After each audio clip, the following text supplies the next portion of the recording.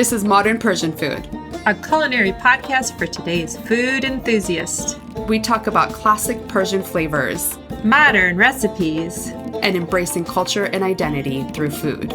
I'm Bita. And I'm also Bita. Welcome to our show.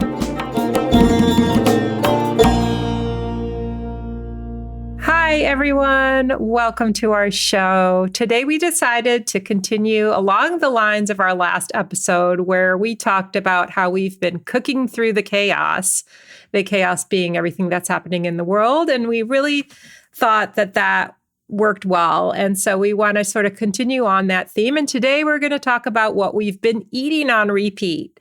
And so here I am today, joined by my co-host, the lovely Bita. Hey, Bita. Hi, Bita June. Thanks for taking the time to record with me today. I love talking about food with you, and it's a great time to kind of share some of the flavors and foods that we're eating in our kitchen, despite all of the chaos in Iran, in the Middle East, and around the world. Yeah, so we wanted to just share what has been easy for us, what's been comforting, interesting. We love food, we love flavors, we love incorporating some Persian ingredients when we can. And it's just fun to sort of take this little side kick to ground us, given all the unpredictability happening. So let's just jump into it. And we also, if you're new to the show, we're about connecting with the Persian culture through food, through the lens of food. And Bita and I are both foodies, obviously. And we shared beforehand a couple of recipes with each other so that we could experience here live on the show with you a couple of each other's things we've been eating lately. Yeah, sounds great. I'm excited to try this. Shall I start with what I have in front of me so that it doesn't get too cold? I think you should. All right. Okay. I think you should, yeah. So I'm going to go ahead and start. And what I have in front of me, if I don't spill it, is this beautiful golden latte. Am I saying that right? Is that what you're calling this beautiful drink? Yes, I think so. I think officially maybe like Persian golden latte. Persian golden latte. And I have to say, it does have this really beautiful kind of amber color, very pale amber, mustardy almost color to it. Mm-hmm. And I used 2% milk.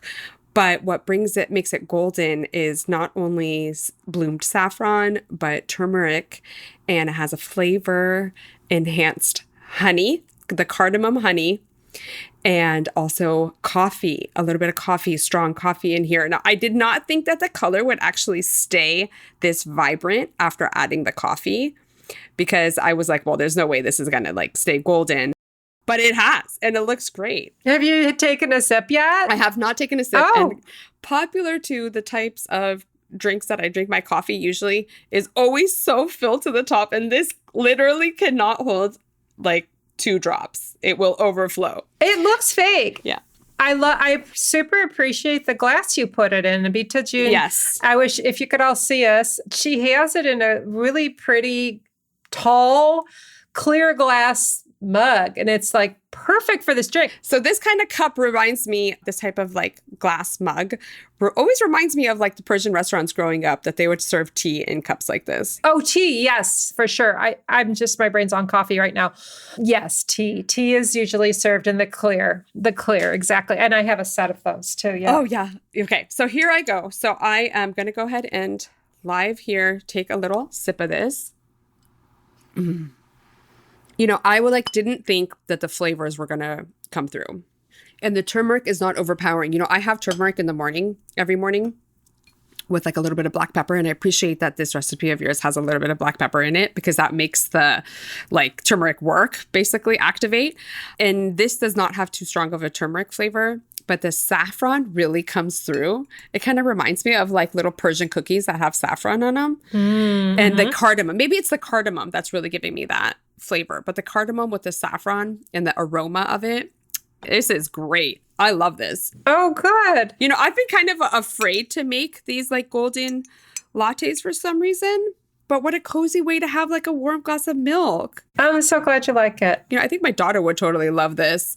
Just like the milk and the saffron and that honey. I'm going to totally make one of these for her. She's going to love it. I was about to say, I will sometimes have it without any coffee in it, just a golden milk. Yeah. All the same. The milk, the honey, the cardamom, the saffron, the rose water. And to me, it tastes like warm akbar mashti Persian ice cream. I mean, the flavors to me are the same as Persian ice cream. Yes, it is. I don't think the recipe had actually rose water, so that must be your little addition.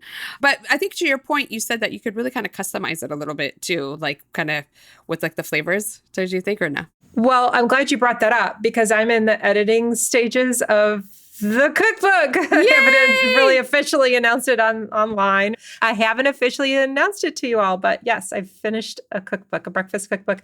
I'm glad that we're breaking this down. I wish you could make every one of the recipes and tell me what I forgot. But when I make it at home, I do put rose water. Oh my gosh. So I'm going to have to double check and make sure that it's in there. Yeah, but very exciting news, Bisaju. That's very exciting. I know you're very passionate about this project and you've been working hard on it. So very exciting. So do you have any additional details you can share with us on the book or dates or anything or not yet? Thank you. I don't have, an official pre-order or publication date yet. So I wish I did. I'll give that to you as soon as I can. But I can say I'm done with my part and it was a lot of work. And I do feel happy that that part's done. All the people that have ever written cookbooks, praise to you. It's quite an undertaking. It's not just writing the recipe and testing it. The photography, the images take so much time. There's a lot of pieces to it. And I'm just really, really excited to bring it out to the world. And hopefully all of you can try all the yummies. So fun to be part of the journey, huh? Yeah. And it's got a lot of nutritional content. So I think that's what I'm most excited about is that it kind of brings all the parts together. The health coach hat, the Persian food hat, the recipe hat, it's all coming together. So perfect. Yeah. And I have something here, something of yours, Bita June. Yeah. So one of the comfort foods that I go to often is yogurt. So some of the foods that I wanted to talk about today were really just kind of like staples in our homes. In my home that I make and eat on the regular.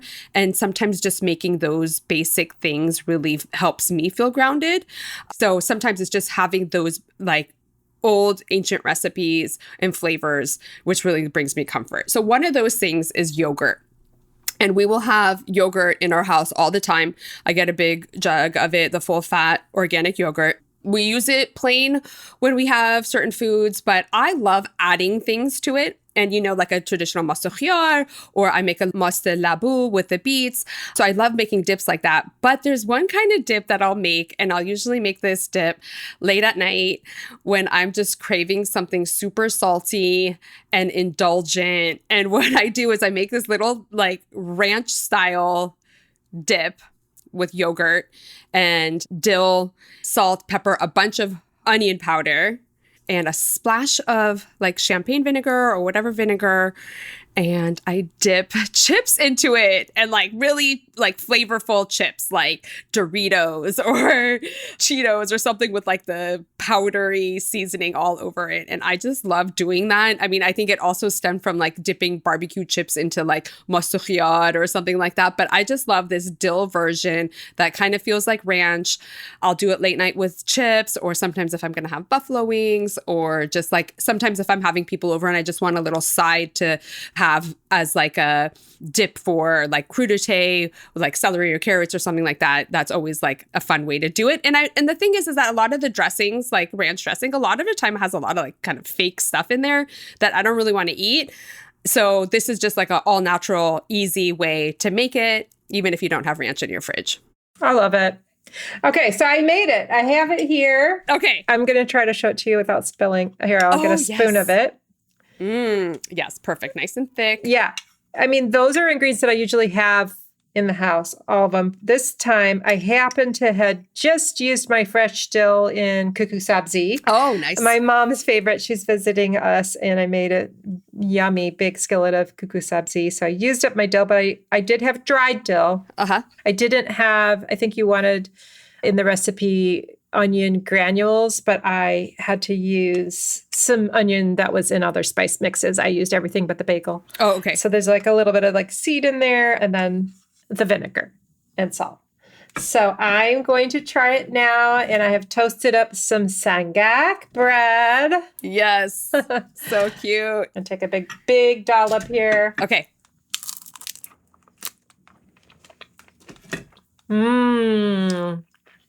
It's so tangy. It's so tangy. The herbs and the sour notes of the yogurt. It's really good. It definitely tastes like a ranch dip. Yeah. And then it's just like you don't feel so guilty eating it either, I feel like. Yeah. I mean, it's 100% a health coach tip is that we often will say, substitute your sour cream with yogurt. And then all these yummy spices and herbs that you put in there with the bite of the vinegar. I could see how this would be so good with chips, like flavored Dorito or what have you, because it is just perfect for that. It tastes like that. It reminds me of the flavor of this dip tastes like a salt and vinegar potato chip to me. It's really good. Oh, yeah. Yeah. That's a good point. I'll also use this to coat like potatoes, either steamed potatoes or like gently roasted potatoes. I'll use this as kind of like a dressing for it. Mm-hmm. So it's kind of like a little like warm potato salad with this yogurt coating on it. Just something to like switch it up a little bit. Yeah. I just had a whole spoon of it and I realized I think I had a heavy hand with the vinegar. I think I oversplashed the vinegar. And I also had a very bizarre type of vinegar. Someone had gifted me a rose-infused vinegar, and I looked at the ingredients list. So it's white vinegar with rose petals. Oh. It's really quite lovely, but I think I put a little too much in it. A little bit, yeah. So it's an extra bite, but yeah, good idea. Yeah. And if you didn't want to use vinegar, you could just do a little squeeze of like lemon or kind of like anything acidic that you really have around. No, I like the touch. I overdid it. Well, cool. Thanks for trying it. Yeah, that was fun. So what else? What else have you been kind of like playing around with eating on repeat these days? You know what? I saw in all authenticity, I saw a reel online of a Persian chick having feta cheese in the old-fashioned way, rolled up in bread with a nut and honey, and she took it and she dipped it in her tea. And I watched that thing and I went, oh my gosh, did we used to do that? Like it looked just like in their tea? She dipped it in the tea and she was eating it that way. So she like had her little lavash sandwich with the bread, the feta, the nut, and the honey, and she was dipping it in the tea. And that was so bizarre to me. But I was intrigued and I was kind of like, is that real? Did we really used to eat that? I had it that way and it was freaking delicious. Oh, really? It was so good. I got kind of hooked on it. Yeah, my husband was watching me. He's like, why don't you just take a bite and then take a sip of your tea? And I'm like, I don't know. This is fun. And I really, really like it. And it's hard to explain why it's good, but it was so good. Interesting. I do love kind of dipping things in like a warm, like if there's, you know, like a consommé, like a birria or like a French dip or something like that, where you dip into like a soup. I could see, or like even like milk and dipping cookies in and letting it soak up. But I could totally see that with the tea. It kind of reminds me of something like someone would have for breakfast and you're having chai or chai shirin or something and can like dip it in. That's so interesting. I'll have to try that. Yeah. So then I had a brunch a few weeks back and had some neighbors over and I made a feta dip and it was just real simple with feta, maybe a touch of yogurt to loosen it up a little, and honey. And so I made a couple versions. I made the plain version with the honey, and then I did do it with some dill. I did a version with mint, and it was kind of similar to that of kind of the deconstructed old-fashioned Persian way, and then the modern way of kind of whipping it all together and having this new yummy schmear. So it's like a feta schmear that I now can have like for breakfast on bagels or whatever kind of bread that you have. And I've just really been into feta lately. Yeah, feta is so good. I love how like salty it is. And, you know, it's like a little bit crumbly, but still a little like soft. It brings so much flavor to like any dish. You could add it to a salad or like, you know, even like a thin layer like in a sandwich is like super delicious. Yeah. And as we know, I'm lactose intolerant. That's an overshare that if you've been a listener, you know. But feta doesn't bother me. Yogurt doesn't bother me. Kefir hasn't bothered me. Kefir is another one that's on my repeat been eating kefir. There is a company here that sells it at the farmer's market, and it's like a thick version. They have all these fabulous flavors of this French European kefir. And my favorite has been the pistachio. And I've been buying like 2-3 little cartons at a time and even like freezing it because I've been loving it so much. But it also seems like I don't know if it's in my head. There is 100%, nutritional qualities of a fermented food like kefir. Mm-hmm. But I feel like it's just really been helping me digestively. Oh, interesting. Yeah. That whole fermented foods being good for inflammation, all the probiotics that are in them. And so, yeah, not only are we getting comforted with our yogurt and our kefir, but I think it's helping me out. So, oh, that's great. That's great to know that. And yeah, those fermented foods, something that I've been wanting to play around with a little bit more recently is making more torshi, because it is just like, another talking about like a fermented food that I want to like play around with making a fun garlic version. It's so simple. You can just basically like cover the garlic with vinegar in a jar, seal it, and just wait a few years.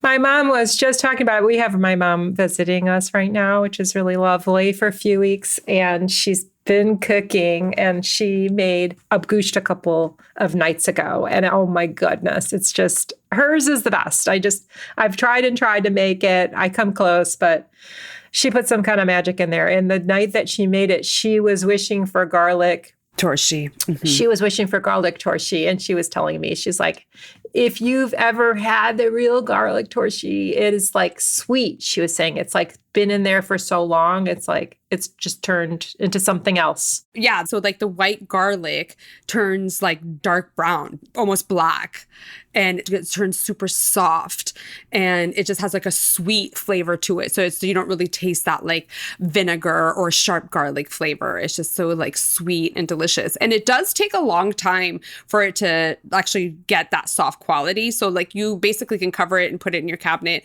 And after 3 years, and it's not that you can't open it for 3 years. You can open it. You just won't have the super pickled garlic. But even after 3 years, the color hasn't completely changed yet. It's still like how you can see the white and stuff. So it definitely takes a long time. It's like an 8-year torshi. That's so interesting. Yeah. Maybe we should do it. Maybe we should do an experiment. We should put some garlic in a jar and then leave it for 3 to 5 years and see where the state of the world is. Oh my God. Hoping for the best. Yeah. I could see us doing that. I mean, I've wanted to do this. It's just been on my list and I haven't been able to really do it. Although I did make the other type of torshi before, like the just chopped torshi and makhlut, like the mix. And that was great too, but it just takes a lot of time to like chop everything up, and you got to wash everything, dry everything completely, like all the herbs, like you can't have any like liquid in it. So you got to like let it dry overnight and then chop. So it just takes a lot longer, but that's delicious too. And I did that like in years, like the last few years. So I still have some of that too. I made some really big containers of it. Oh, lucky you. This is reminding me of our daughter lived with us for a little while, our older daughter, and she wasn't calling it torshi, but she was just using red onion that she would very, very easily just pickle in vinegar. It would be ready literally in like a few hours, and it was good on everything. She got me hooked on that.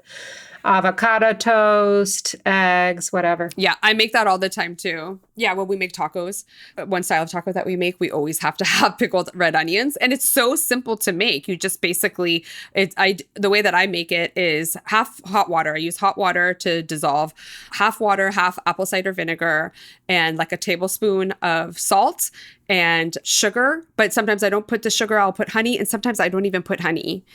And I put a few peppercorns in there. And then like cover it with liquid, put a lid on it, put it in the fridge. And like you said, like even like an hour later, it has started pickling already. It's a really easy way to elevate. It makes it feel like you're at a restaurant. Mm-hmm. Yeah, exactly. So, I mean, like this is like so great. It's great to talk about some of these comfort foods that we have, some of the foods that are like really on repeat. In my home, I talked about yogurt and potatoes. Like potatoes are always like a really good constant for us. And then since learning this past year about some of the nutritional value and of making it into a resistant starch by cooling it and warming it up again, I try to incorporate that more and more into my menu. And I just love potatoes in like any shape or form is a really big one for us. Another thing that we eat all the time is eggs. We go through a lot of eggs in our house, and it's fun to kind of elevate. We make basic versions like soft-boiled eggs or scrambled eggs, but then I really love to elevate. And I've actually hosted a few brunches lately, and I love making my favorite horma malus, the dates with the eggs. That is just such a showstopper that my dad used to make when I was little. And I love just kind of sprinkling it with cinnamon and some walnuts on top, and just dates, and really in any way. Like I'll just pop them as I'm like walking through the cabinet. Like, walking by the cabinet, I'll just pop a date or two just because they are so nutritious and they're so sweet, and it feels very indulgent and decadent without any guilt really associated with it. Of course, Persian rice, that's like a big staple. It's just kind of like a crowd pleaser for us. Everyone will eat it, and maybe what they eat it with will be a little bit different, but it's at least something that I know I can go to as a food that will make everyone happy and everyone fed.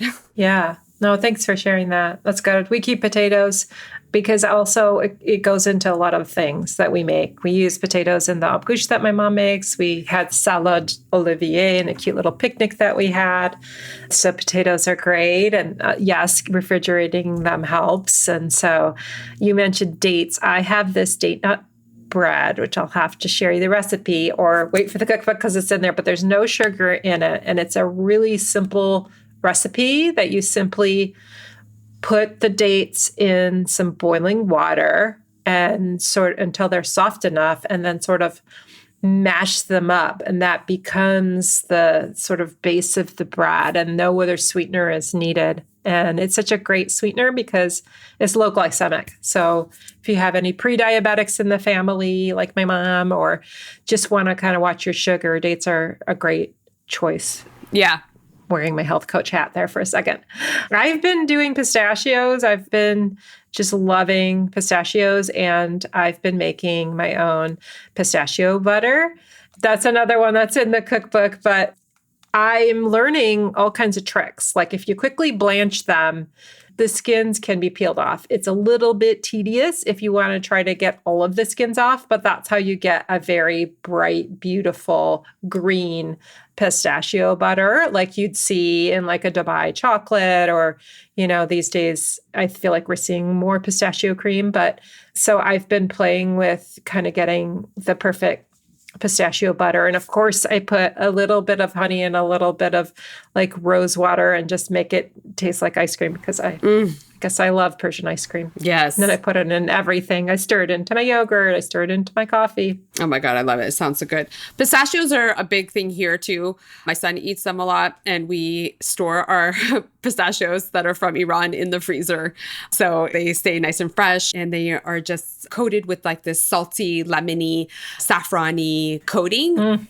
And it's just so delicious to like have a handful of those, or if we have special guests, it makes an appearance. And yeah, so pistachio is always like a really special thing to have. I have actually a few different pistachio creams. There's one that I have that is kind of like a Nutella style. It's mixed with chocolate. It's like a spread.